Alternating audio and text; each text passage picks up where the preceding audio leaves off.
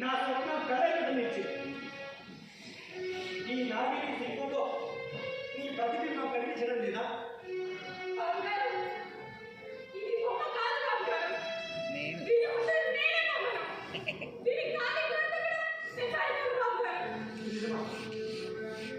నువ్వు అన్నదే నిజమైతే నా శిల్పకళ కైలాస శిఖరాన్ని చేరిందన్న.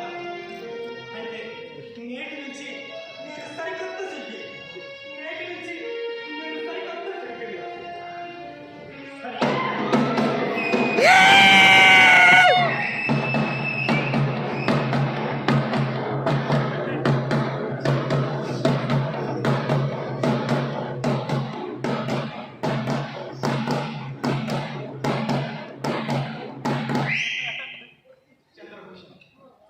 నీవు చెక్కిరని రాను కావయ్యా. వ్యాఖ్యల గంధని రసభరితమైన జీవిత చిత్రాలు. నీ గురించి ఊపిరిపోతున్న ఈ నాటమ బతుకు ధన్యం. శివలింగ ప్రతిష్టాపన మహోత్సవానికి నాంది పలుకుతుంది.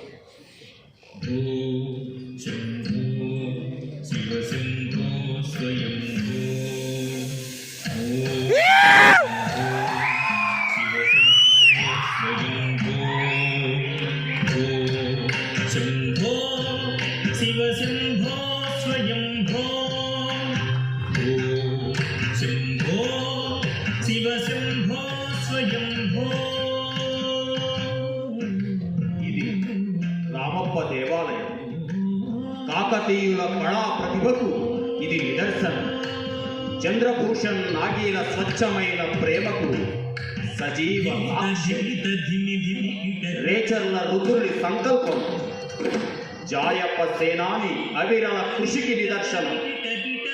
గణపతి దేవుని అభీష్టం, నృత్య రత్నావళిలోని నాట్య భంగిమలకు మందిర కుడ్యాల మీద లక్ష్యాలు.